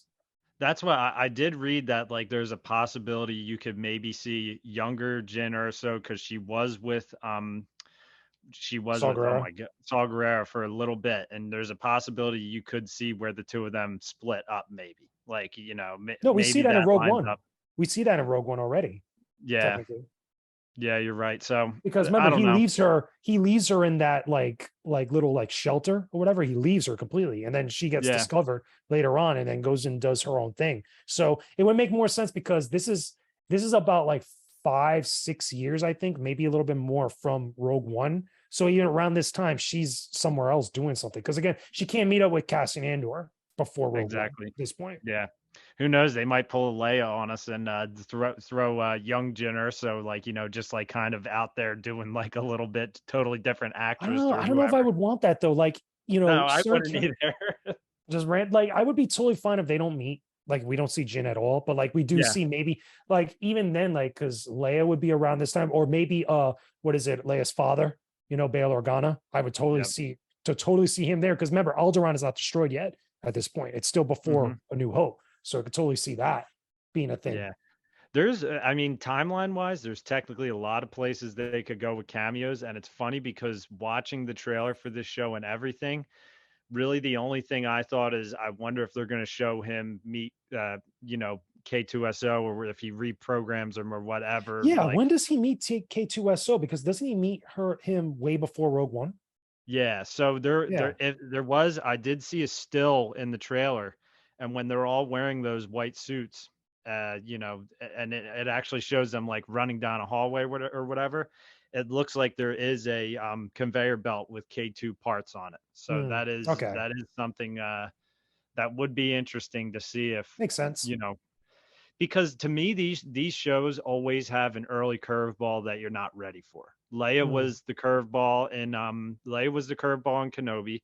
Grogu is the curveball in Mando, and to me, there's got to be something in I this think that Mon we're not Mothma is going going to to be be it ready for. for this show. I think Mon Mothma is going to be a big thing because she's the one that's going to be spending the most time in the Senate, behind the Yeah. scenes doing stuff with this like cell. I guess you could say like it's an underground cell of like what will become the rebellion. Yep. Yep. So I don't know. I think the acting looks great. I think the visuals look great. So I'm just hoping everything just comes together. We're gonna have, yeah, like you said, we got 3 episodes in one night. So That it's gonna first night, be yeah, like, that's going to be a watch party and a half. Like that's yeah, going to be so much fun. yeah, I'm gonna be locked in for that. I'm excited for it. So even though it got delayed, honestly, that delay was something that did not hit me where I'm just like, oh my God, it got delayed. Like, Did sure, you it would have been see nice. that they did the schedule that it goes all the way into November with I think it's like 12 episodes, right? Like something like that where it goes Yeah. for a while that they have the days for every single episode. It's pretty Yeah. cool. I didn't see actually the It's days on the of Star every Wars account that I know they put it up earlier today that I was like, oh, this is dope because this is also going to be running concurrent with other shows on Disney Plus, including She-Hulk. They're also going to be running concurrently with oh my God, some of the other like lesser Marvel stuff. Because I know there was like the Groot thing that came out recently, not too Yes. long ago. Yes. It's pretty cool because we got a lot of stuff to watch leading up to Mando eventually. Yep, yep. You got Groot, and then people have also said it's possibly because you got House of the Dragon and Rings of Power Yeah, releasing right around that time, and they were probably like, you know what, a lot of our fans are probably going to be watching Rings of Power and the House of the Dragon, so why don't we just ease this back a little bit, let them enjoy that show, and we'll go I from don't even there. think they care, to be honest with you. I think they care enough about like certain days, when things are going to get started. But like, I think Star Wars still has enough resonance as a brand to like, make people just True. stop watching other stuff. Because most people like us, we're going to watch multiple things. That's just how it is. Like that. I don't even think they're worried about that. Yeah, yeah. I mean, because I will watch Rings of Power, House of the Dragon, and Star Wars all at the same time, so it doesn't Yeah. matter to me. I'll It's find my time to if watch it's all of them. weekly, I'm in. Like, I watch many different shows. Like, there's nothing stopping me from seeing one or the other, which I never understood that view from a lot of people. Like, I just thought that it was weird. I will say though, because there's other shows leading into next year and the following year. Because remember, obviously, Ahsoka, Tales of the Jedi, which is going to be a very big one, and I also want to know what's going on with Lando. That's another Yeah. show that's like hasn't really been talked about, if at all. And Like if they're and still Bad Batch season 2 as and Bad well, Batch right season there two, with that's the that. other one too that's coming soon. Like that's another big deal. Like there's a Yep. lot of good stuff to look forward to.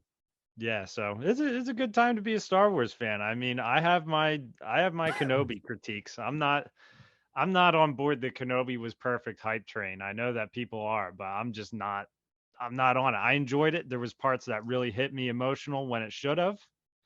But I'm going into Andor with a different perspective. I mean, Agreed. I trust that these show writers have a big plan from seeing what they've written out and reading articles about it. They're looking at the big picture and they know where Yeah. it also, I mean, here's the thing. Kenobi and Anakin's future as well, but with Andor, he's a newer character. He's You still obviously know where he lands though. Like because he yeah, dies at the end of Rogue One, but like still, like at least you don't know his past leading up to it. And again, they've been very clear like how the time frame this is gonna like scope for throughout the whole show, which I think is much better because they could do different things within the span of those years that things go down. exactly. So that's Mhm. pretty much what I got on my list for tonight's episode. So do you got any topics you want to bring As up? Any? far as I could think of anything new that's Star Wars related, not really. I mean, the other things I could like say that's like related to that stuff we were just talking about is like I still want to know what's going on with Rogue Squadron because I feel like that's another one that might not be happening. at some point, even though they said it is. But the big thing is that D23 is around the corner, like that, and Disney Plus Day is also right around the corner. It's two separate events. So Disney Plus Day, you might get all the stuff for the shows, and then D23, we might get other clarification related to that, or it might be Marvel top heavy for all we know, because there's a lot happening with Marvel right now, literally. But as far as Star Wars is concerned, again, a lot of the stuff that we want to know is already kind of put out there, other than maybe some gaming stuff, which we'll hear about soon, hopefully at the Game Awards at the end of the year. Yeah. And that's my biggest fear for D23 is it's like I've seen it already at Comic Cons and everything. And I didn't always follow Comic Cons as much as I have for probably the last like 3 years or 4 years or so. I never was really just locked in to just be like, what are they going to announce? Who's that, the panel, whatever. But it's like, as I've started following it and Disney has gotten, Marvel and Star Wars, and then I see some of these Marvel lineups and then I'll see Star Wars and be like, man, Marvel just gave us this trailer. They gave us this, they gave us that. And Star Wars is giving us like a little nugget. It's like, it's funny because like, but before San Diego Comic-Con happened now, it was crazy that was even happening in the first place. But like before then, people were saying like, oh, Kevin Feige's not going to come and talk about stuff. They're not going to have a lot to say in the Marvel camp because they already got a movie that's come out or it's right around the corner. I mean, D23 is a little further away. That makes more sense. And Kevin Feige just came up and chose chaos. Like he literally just dropped a bunch of stuff. So I'm pretty sure if he did that, I'm pretty sure he's going to have some more stuff to say at D23 because you don't just drop phase 6 and then have all these spots there and don't talk about them. It's like, we see this, Kevin, like we see that, like, I'm good with phase 5, but tell me about that. Like, I'm pretty sure he's got a lot of stuff to do. But one thing I will say, though, that I admire from Marvel is that it does feel like they've always had a plan, regardless of the rocky roads that they've gotten. There's always been a blueprint. A lot of that's probably due to Kevin Feige, more than likely. But I want to see at some point that same type of thing with Star Wars, because I don't feel like we have that with Star Wars. Granted, we have a lot of shows and other projects that have been announced that are related to Star Wars, including Ahsoka, including Tales of the Jedi, Bad Batch, Andor, Mando Season 3, whatever else, and the games too. But it doesn't feel like there's enough cohesiveness. It doesn't feel like things are kind of like falling in line to whatever a game plan might be. Because look at that thing that they did for Rogue Squadron. Like they made a whole big deal about Patty Jenkins, like writing this movie or like directing this movie. And then it came out that she might not even do it because of her creative differences with what's going on over there, which is the same thing we've seen for many years, which is worrisome as a fan, because I think as fans, we're always going to watch anything Star Wars related, but like, that doesn't mean that we can't be concerned about some of this stuff. And we can't feel like, our time is either being wasted or we're getting overly hyped for things that they're just not committing to, because I want to see Rogue Squadron come out. I love Rogue Squadron, at least the idea of Rogue Squadron from the games, and just the idea of space combat coming a little bit more prominent to Star Wars, because we haven't had a lot of space combat more recently, other than maybe Rise of Skywalker and maybe a little bit of stuff that we saw in Mando, but not like real stuff like what we got from Rogue One. Like that's the type of space combat I'm talking about. So I was hoping maybe we get a little bit more from something like that, or maybe Andor will have a little bit of something, from what's going on there, but who knows at this point. That's why, to me, you already have your Kevin Feige and two people with Star Wars. You have Favreau, you have Filoni. They can be their guys who walk out on the stage. They can oversee the process that's going on with Star Wars. I would trust those guys with it. I think Favreau has enough movies under his belt as a director and as an actor. He's been in the industry a long time. He knows it very well. He's been the perfect combination with Filoni, who was newer to live action directing and everything, which he said he pretty much took off with no effort when it came down to the Mandalorian episodes that he directed. I think you have like your dream team.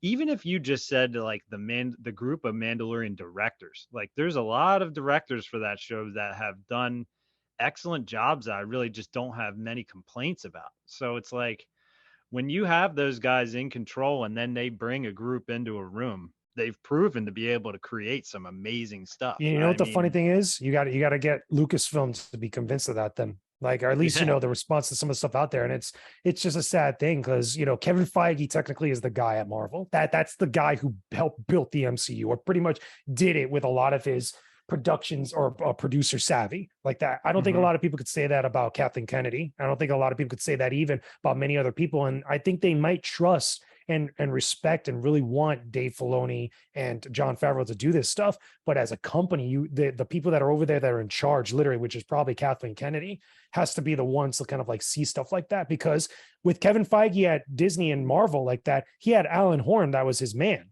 Like that was the dude he like reported to. And also not Bob Iger, that was also there that he reported to. And they let him do his thing. And that's why we got the MCU. I don't think we really have that for Star Wars right now. Yeah, and it's a damn shame because they have content. I mean, there's stuff that exists. There's books that exist that they could write stories off of that are damn good. I mean, we just had Drew Karpyshyn on, who wrote he actually wrote the Knights of the Old Republic story for the game, which we didn't even know. Oh, but that he did stuff with BioWare. Oh yeah, he wrote the damn story with them, and then he wrote his Revan book, and he wrote the Bane trilogy, which I'm just about done the first Bane book, and I'm listening to this Darth Bane book, and I'm doing the audio book, and I'm just like, Darth Bane is one of the most badass Star Wars characters with one of the best stories I've read so far, and and it's just like, I can't imagine that he's on the scope of Kathleen Kennedy in any type of way, and his story's written. It's interesting. It has twists and turns. The character is amazing. He ties into Star Wars, and it's dark side. That's the best part about it. Is it's that's the other. We're gonna get the Acolyte. That's our dark side thing that's coming soon. That also had leaks, not too long ago. And that's like back in the Acolyte. It's listening to Bane and how good the story is. It's making me nervous for Acolyte because I'm just like, you have good stories of Sith origins before everything happened in Old Republic era that are freaking awesome. Yeah. And it's like, I mean, I hope the story maybe pulls pieces from that. Maybe we'll get Plagueis in it. I don't know, but there's a lot of stuff, hopefully a lot of possibilities with it. But at least look at it this way. At least Star Wars is not in the same position or kind of status as the DC universe right now. I think that is the best thing we could say right now at the moment. Like, we are good compared to that. That's why I actually meant to say, when you were saying Feige's probably gonna come out at D23 with some stuff up his sleeve, it's like he's got to put the kill shot towards freaking DC with what's going on right now. I think DC right now is not, I mean, they're not in the best position. They just changed their management. And I think David Zaslav is the one that's really, he's making the tough calls that people don't like him for doing, but I think it's like, key and vital to the success of that brand. He even talked about, there was an earnings call where they really are taking a harsh look at, like, okay, the integrity of the DC brand, the DC heroes. It's like how we have like this studio here. We don't have a Superman movie being made. We don't have another Batman movie in process. We don't have another Wonder Woman movie being done. Like, those are the types of things that I feel like, as a good head of a studio or an industry leader, or head of that particular studio, like a producer like Kevin Feige, that's the type of conversations and the calls that you got to make. This is what happened with Batgirl that just got canceled recently. So that's what, a lot of people might not like that, but it could be a thing that could be key to making the DC universe hopefully on the same or similar level as what the MCU is like, or what Star Wars could be like. Yeah, and I mean, if you look at DC and complaints over time, it's that they've been compared to Marvel all this time, and that's like, and what funny direction enough, are these guys they're doing going? the exact same thing that Marvel did years ago that they first did, and they chose not to, or at least the old regime chose not to, in order to be different. They're going to have a 10-year plan for the DC heroes that have like 4 key heroes as a Superman, Batman, Wonder Woman, and Aquaman, as their keystones for that 10 years. Like that, which is the exact same thing that Marvel did with Iron Man, Captain America, the Hulk, and Thor. Like it's almost like mirror like that. And it worked because they figured out that formula. And if they could adopt that to the DC universe in some way, and then maintain their integrity with good quality, big blockbuster films, then they'll be in a much better position than what they're at now. Because the current standing, it is not good to be a DC fan right now. It sucks straight up. Yeah. And that's all I can think with Batgirl. And I mean, it's like all credit to the actors, the girl who played Batgirl, the girl, everybody who was in that I feel so show, bad they for all her. put Leslie they Grayson. put their work in. Oh man. Yeah, they put all their work in. They did it, but at the same time, their producer might have walked in and been like, if we put out another thing that just has nothing to do with anything else in DC, and we're not building this story that we want to build for fans, we're going to hear more crap, basically. And well, that's the old regime's fault. That was the old, that was the previous boss's fault. Because remember, they killed the Zack Snyder universe. pretty much for the DC films. Like a lot of the films that have been coming out are coming out soon, including Aquaman 2, including Shazam 2, including Black Adam. They have a lot of basis in the Snyderverse for all that stuff. And that is pretty much done. Like the new people's David Zaslav and Warner Brothers Discovery made it very clear. We're done with this. We're rebooting this whole universe. So like, I can't blame fans for feeling a little like, you're going to have these movies come out and they're not going to connect to whatever DC is going to be, and same thing, including The Flash, which is a whole other discussion, like hour or two discussion with that. But like, the point is that old regime was the one that put us in this position as DC fans, because of everything that happened. So I give them credit for at least, trying to make an effort to change things to get it into a better position than where it's at now. Mm-hmm. And that's what I remember Christian Bale's Dark Knight trilogy kind of ending as Marvel really started booting up. Yeah. And like, I remember thinking like, oh, I wonder if DC is going to try to do something like this with Christian Bale as Batman to like team up with everybody and everything. And I remember like, I want to say that Chris Nolan said no. I remember that. Chris Nolan was out, and then Christian Bale. I feel like Christian Bale might have been like, if Christopher Nolan wasn't doing it, he was out. I don't know. The way it came out, because that was recent, because they were talking to him about Thor: Love and Thunder, and he said like, would you go back to the Batman character? And he said like, if Chris Nolan was in, I'm in. If he's not, then like, what's the point? And because the thing is like that trilogy wrapped up with a bow to him, which I understand, because look, they had Heath Ledger as the Joker, and that was like an Oscar-worthy performance. Like they did a lot of big things with Chris Nolan in the driver's seat, and I get it. The other thing too is keep in mind around that time frame, they had Superman Returns. Like DC was in a very weird spot before they started getting into Man of Steel, because once Man of Steel came out, that was supposed to be the start of the DC extended universe. That was supposed to be the rival to Marvel, which ended up not being the case, because every single time something happened with that universe, the Warner Brothers head people at the time got cold feet. Remember, Batman v Superman came out and they completely changed up Justice League. Like that was a big thing. Nobody liked Batman v Superman when it first came out until the extended cut came out afterwards. And the same thing with Justice League, ended up being an entirely different film with Josh Whedon instead of Zack Snyder at the time. So it is what it is, man. Like they hopefully things are going to change for them big time. I think it will. I mean, I think it has to eventually. You if you try enough times, I think you'll get it. I mean, or else then you won't have as many chances to try. Someone else is for gonna real. Get it. Yeah. But I mean, that's another thing is people have said like, what world are we in right now that Homelander from The Boys is a more talked about superhero than The Boys Superman is awesome. himself? That is great TV. I mean, granted, they are very risque. That is just how it is, but that is an awesome show. That show is amazing. I actually just finished season 3 2 nights ago. Oh, wow. I was watching it every day that I could to catch up. And then when the new episodes came up to the finale, I was in. I did a Peaky Blinders run because I was late to that. And then we started The Boys later. I was like, you know what? I would just want to wait till The Boys all episodes are released. Mute all the words that have to do with The Boys, mute Homelander, mute Starlight, mute The Boys. Gotta, because everybody's spoiling it. It was so good. Yeah, and believe it or not, I didn't see a single spoiler for that show, and it is damn good. And that's why it's funny, because you can add The Boys into this superhero wrinkle, in my opinion. I think that show has almost reached that level where it's you got Marvel, you got DC, and you got The Boys. They're just on their own.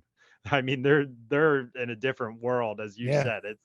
It's a gory show. It's the definition of R-rated is what I would say. Right now, the show that's going to end up being kind of like that from the chatter that I saw is Sandman, because Sandman I hear is getting a lot of good like response from people that it's like almost like a 1-for-1 adaptation of the comic.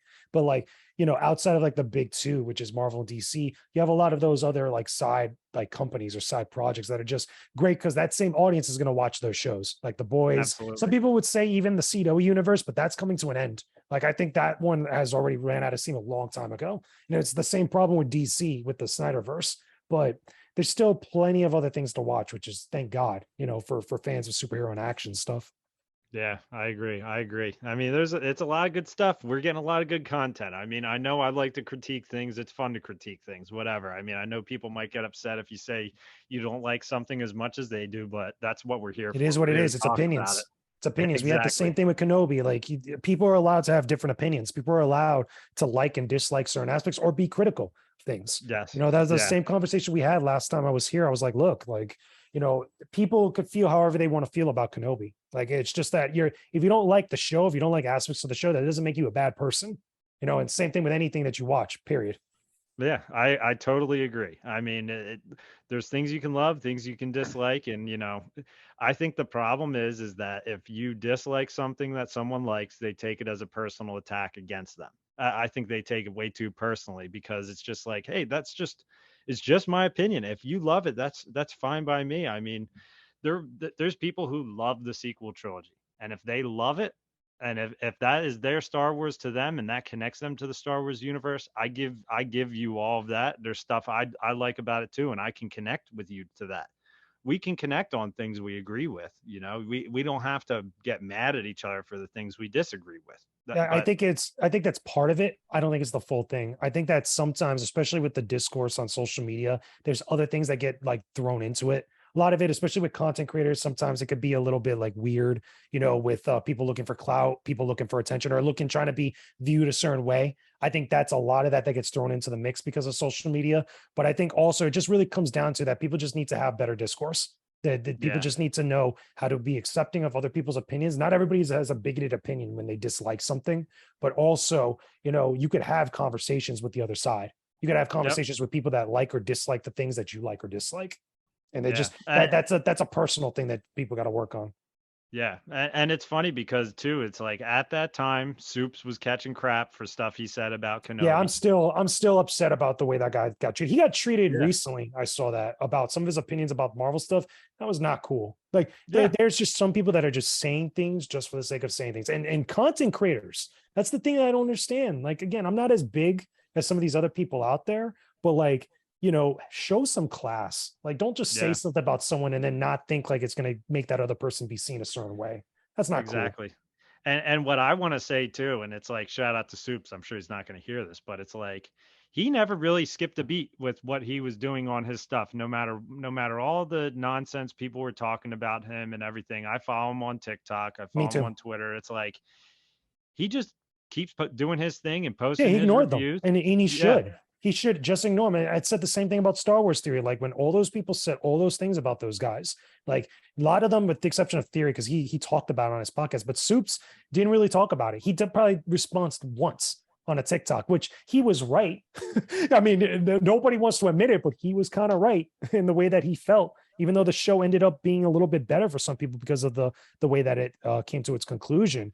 But I just find that a lot of that stuff is really just a game of telephone gone bad. And it's so silly because yep. the people don't deserve that. Because if they were on the receiving end of that, those same people, they wouldn't like it at all. Yeah. I agree. And I mean, it's like that's what I don't use it. I don't use social media for that. I use it for things that I enjoy. And we had a guy, Stephen Kent, on who actually wrote a book called How the Force Can Fix the World, which is a great Oh book. yeah, It's pretty I heard much about that. yeah, it's just pretty much a book talking about Star Wars and how to use it kind of in your life to kind of bring you your own kind of happiness, I would say. And it was funny because Mhm. the episode he was on, I was talking about a lot of stuff. I said like, all the people on Twitter and everything, and he was just like, there's ways you can control your own happiness when it comes to that kind of stuff. Yeah, It's just don't like look you at can stuff that's going to make you mad. Just go look around. exactly. This is why I say social media itself is not bad. It's the way it's used by people or the way Yep. that people use it. I'm on social media all the time. I'm on Twitter all the time. People always say bad things about Twitter. It's like, well, some of the stuff that you guys look at, I don't look at. I mean, it might get sent to you, whatever, but like if I don't like something, I go look at another Yeah. side of Twitter. Just go engage with it. If I don't like what's going on with gaming, I'll go hang out on Star Wars Twitter. If I don't like what's going on in Star Wars Twitter, I'll go hang out on Marvel Twitter. If I don't like what's hanging out in Marvel Twitter, then I'll go do something else. Like I'll go to TikTok. The Star Wars Yeah. TikTok always got something funny. Like, Exactly. Exactly. So it's honestly, I feel like everything gets more toxic on the Twitter app than like as far as TikTok goes. I haven't dealt with much toxicity unless I you like, have because have I people. talk about Elden Ring sometimes. Oh, well, I've yeah, gone I it. love. I've gone it a couple of times. Like, but like it again. It really depends on where you look.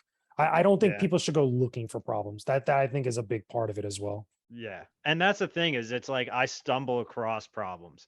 And it's hard to not help yourself to be able to read some of it, like the soup stuff, like the theory stuff. It's like it's hard not to read some of it and be like, wait a second, like when everybody's banding up and you can't help but to see like 15 mutuals are joining in on the same thing, you're kind of just like, what the hell is going on Yeah, here? at Like that you point, you can't gotta escape it you, you sometimes. gotta break away from the mass at that point. Like I've had a couple times positions like that, even in the games industry, where I've seen people get dogpiled for no reason. I'm like, I'm not part of this. The hell with that. Yeah, Like, I mean, people can have their opinions. You know, giving an opinion doesn't always have to be given in a way to like, you know, go after someone or to dogpile on someone. Because sometimes people just do that because they want to take a jab at another person. And I think that's so wrong.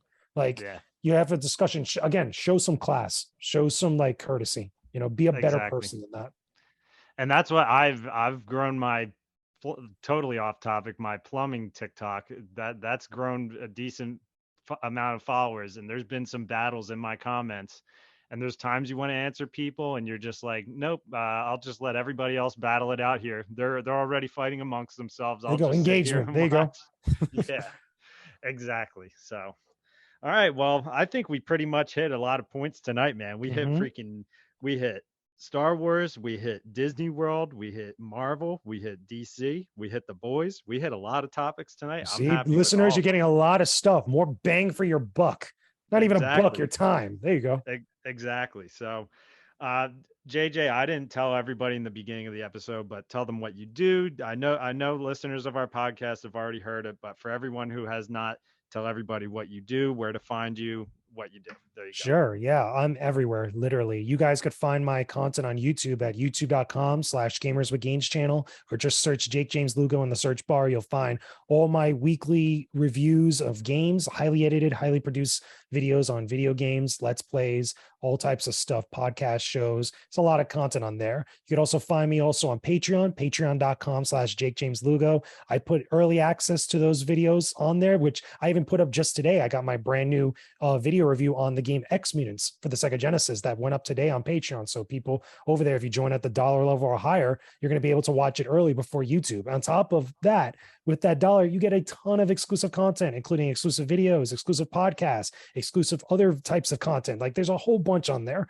for everybody, literally, to go check out. You could also find what's up. Which shout out to your podcast too, by the way. Your one Thank you. man podcast is great. So I Thank you. mean, check out JJ's podcast as well. He does a one man podcast. I was listening to his Kenobi reviews, Yeah, and I did it he'll for every knock it. episode. Yeah, he'll do a solo podcast where he just like knocks it out in like 20-30 minutes, where it's just like it was like a great time to just hear your review, hear your reaction to it, and you're There good. you go. So Yeah, definitely just check it out, guys. so people could just listen to it, you know, while they're doing stuff. But on top of that, you could also find me on TikTok, tiktok.com/at Jake James Lugo, or just look for Jake James Lugo on TikTok. I'm posting there every day, gaming related stuff, Star Wars related stuff, entertainment stuff, including Marvel, DC movies, and all these types of things. I'm also on Twitter at Jake James Lugo. I'm on Instagram at Jake James Lugo. I'm posting every single day on there on both of those platforms. A lot of different stuff. Fun fact, I'm super close to 1,000 followers on TikTok. And I know once you hit 1,000, you can start doing lives. I'm trying to get people to follow me more with all my TikTok videos so I can start doing lives and other things. But if you guys could support me on all the different platforms, show some love, you know, it would be awesome. I just recently also, I think I showed you before we got on, I did an interview with Canvas Rebel that they actually interviewed me for a feature on their website, talking about content creation, talking about gaming, all this types of stuff. But yeah, show some love if you guys can. Check out all the stuff that I have all on the internet, all the different content. And yeah, you know, be cool overall. All right, awesome.